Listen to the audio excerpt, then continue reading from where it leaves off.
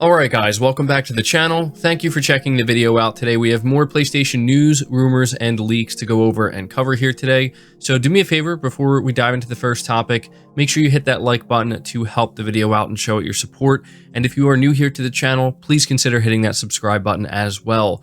We're starting here talking about a AAA survival horror alien game that is in development and is apparently due out holiday 2023. Reading from Gaming Bolt, Alien fans have been hoping for a new survival horror title in the franchise since Creative Assembly and Sega's Alien Isolation launched in 2014, but sadly one hasn't been forthcoming. It seems, however, that the wait for a game, or even two, that fits the description isn't going to be a long one. It says, as per a report published by Tom Henderson on Insider Gaming, a new AAA survival horror alien game is currently in development. While it's unknown which studio is handling the project, the report claims that it takes inspiration from the likes of Resident Evil and Dead Space and is tentatively targeting a holiday 2023 launch on PC and current-gen consoles.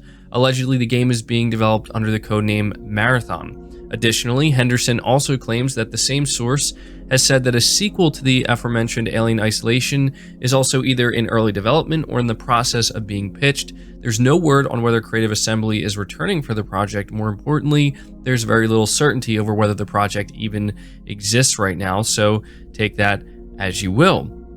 But still, this is something that I thought was worth covering because it actually sounds pretty great. I mean, we've been talking a lot about how there seems to be a resurgence in survival horror in the gaming industry, and it's amazing. If you are a survival horror fan, there's just so much happening at one time, so much to look forward to, and to maybe get the announcement of a new AAA survival horror alien game, assuming that it is done right. I mean, the idea that it's going to take inspiration from Resident Evil and Dead Space, I mean, that sounds very good to me. So it does mention here in the article that, you know, with the Game Awards right around the corner, maybe this is an announcement we could see there. I'm not necessarily going to hold my breath, but, you know, Tom Henderson has a very good track record within the industry, so I definitely do believe this, and I'm looking forward to seeing it.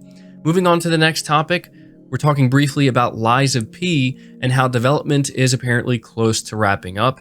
Reading from PlayStation Universe, it says, speaking during an interview with 4Gamer, Cho Ji-won, hopefully I said his name right, game director on the upcoming Pinocchio-inspired Lies of P, has revealed that development on the game is close to being finished. Back in August, the director revealed that Lies of P has reached about 70% completion in terms of development progress, although in the latest update, it appears that the game is now approaching the final stretch of production. In fact, all that's really left is bug fixing and polishing. Quote, we announced in August that the game was 70% complete, but now it's in a much more advanced state. Most of the development has been completed and the rest is in the assembly stage. We are fixing bugs, refining, and putting the finishing touches, end quote. And so for those who are unaware or maybe have forgotten, Lies of P is scheduled to release sometime in 2023 for current-gen consoles as well as PC. And this is a very Bloodborne-inspired title. A lot of PlayStation fans who did play Bloodborne, I think, are certainly paying attention to this, and this is a game I'm excited for. I'm definitely going to be playing this, and so it's nice to hear that development is progressing smoothly and that they are in the final stretch. Hopefully this means that we can expect the game to release within the first half of 2023, but we'll have to wait to get that news. Moving on from that, we have what is, in my opinion, a very good report regarding PlayStation, something that frankly makes me happy, and I think it will make many of you happy as well. Apparently, PlayStation is going to be banning shovelware from its online store. Didn't think we would see the day. It says here from Gaming Bolt, shovelware games and clones by the same developer are a big problem across all digital storefronts. They seemingly serve no purpose other than to provide free platinum trophies for a few minutes of gameplay. It seems that Sony is beginning to crack down on this, though.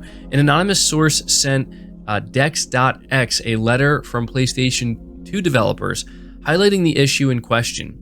Quote, SIE strives to ensure that customers can search and discover the full breadth of experiences on PlayStation, and that partners have a fair means of being discovered. When partners oversaturate or spam PlayStation Store with many variants of the same type of content, it can negatively impact both the customer and partner experience, end quote. It allegedly defined, quote, spam, end quote, or repetitive content as products whose functionality and or assets are copied or are not meaningfully different from products already published on the PlayStation Store, irrespective of the publisher or record, and multiple concepts and product variants published by individual partners that have duplicative functionality or experiences differentiated only by minor variances or functionality or assets. It also outright stated that providing unique trophies to each product was not enough to differentiate content. Any developers breaching the policy will face different punishments that include restricted discoverability on the PlayStation Store, delisted content, an impact on the cert ops process, content takedown, and so on. A developer that faces multiple rejections or takedowns could have their PlayStation partner's account suspended or terminated. Sony hasn't outright confirmed the letter's content, so its legitimacy remains to be proven. And so that's the big thing we want to take away from this, is that this is not something that Sony is publicly revealing, but the way this is written up, it definitely seems legitimate. And if it is legitimate, then we will certainly begin to see a difference within the PlayStation Store in the coming weeks and months. And I really do hope that this is true, because frankly, I am not a fan of seeing this stuff in the PlayStation Store. In fact, it's really kind of dissuaded me from browsing the PlayStation Store. I will find myself going into the store, checking out new game releases or seeing what's coming up, and I just see all of these ridiculous titles that you can tell there's nothing put into them except they're hoping to just get 50 cents or $1 out of somebody who is willing to just press a button a couple of times to earn a platinum trophy.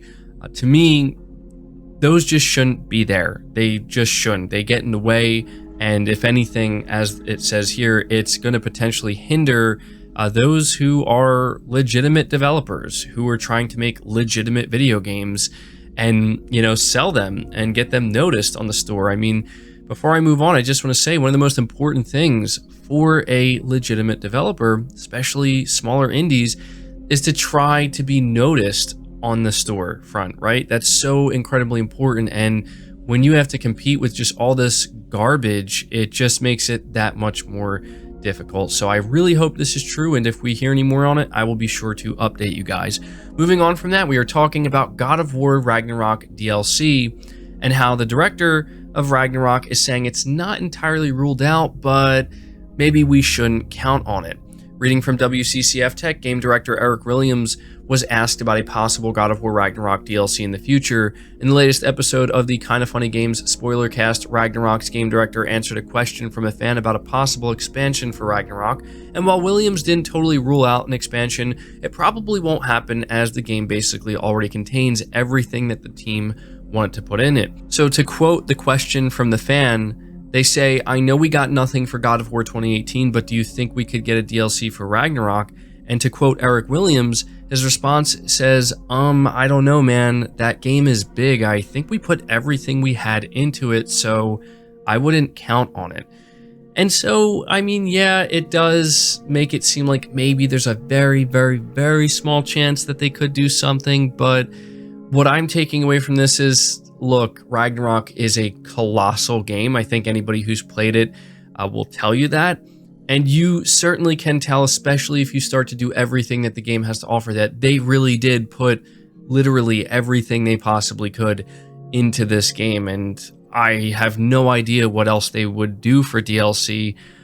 So, you know, at this point in time, I think it's safe to say that Ragnarok will just be its own game that doesn't get any DLC, and I think that's fine. Frankly, I don't think Ragnarok needs DLC, but you guys let me know your thoughts on that. Next up, we also hear from Eric Williams once again that apparently he would love to work on a Castlevania game next. So, reading from Push Square, it says God of War Ragnarok has only been out for a week or two, but studios will always be working on something. For the game's director, Eric Williams, he's hoping a future opportunity will see him and the team working on Konami's iconic action series, Castlevania. Speaking to the Kinda Funny crew on a spoiler-filled Ragnarok video, the director makes a statement about the series in the closing minutes.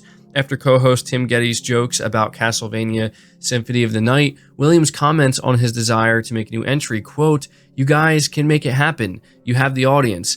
I don't know what I'm doing next, but if somebody gives me the Castlevania license, we would love to make that, end quote.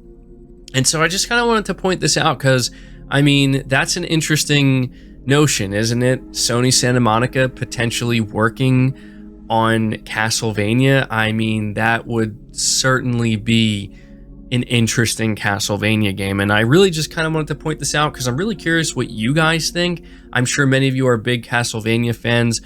What would you think about a Sony Santa Monica Castlevania game? Is that something that sounds like it would interest you? Let me know. Moving on to the final topic here, though, Sony is apparently set to publish the action RPG Lost Soul Aside in 2024. Now, this is a game that I see quite a few people asking me to cover more, and so here we are. Reading from Push Square, it says Lost Soul Aside has had a long journey to release. The Chinese-developed action RPG, which originally went viral owing to an early concept demo, has been a mainstay of Sony's fledgling China Hero project since its inception and has picked up a native PS5 version along the way. A new trailer reveals that it's now targeting an early 2024 release date where it will be published globally by Sony. While it's been several years since the title first surfaced, you can clearly see that developer UltiZero Games, their time has not been wasted. The release now resembles a more complete package as opposed to a tech demo we've seen previously. In this new trailer, there are boss battles, platforming sequences, and some flashy combat gauntlets. All in all, it looks promising.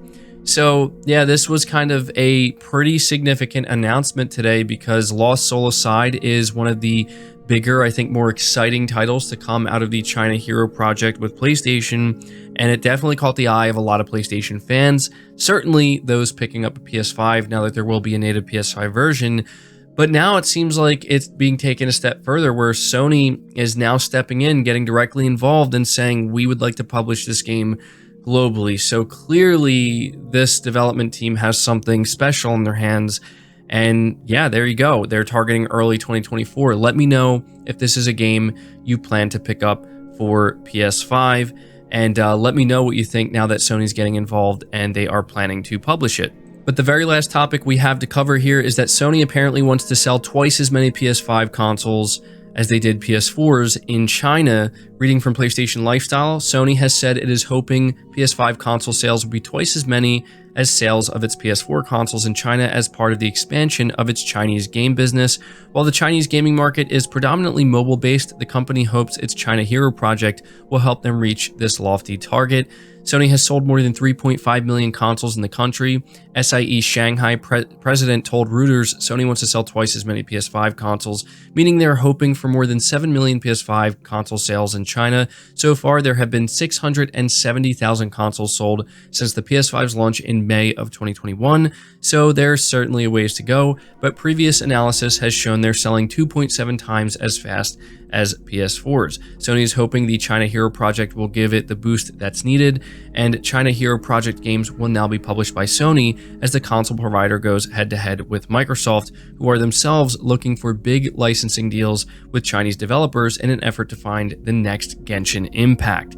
So yeah, I just wanted to cover this because as we're hearing, Sony is getting very serious about the Chinese market and certainly on the lookout for talented Chinese development teams as well as impressive looking Chinese developed games. We've seen Sony year over year continue to put a bigger emphasis on this, and we've gotten some pretty good games, I'd say, out of the China Hero project. And so hopefully, you know, we continue to see more come out of this, and it'll end up being worth it in the end for not only Sony, but PS5 owners as well. But that's going to do it for the video, guys. As I said, if you did enjoy it or find it informative, leave it a like, subscribe if you're new, hit the bell notification icon, and feel free to share this video out on top of all that. But until next time, guys, take care.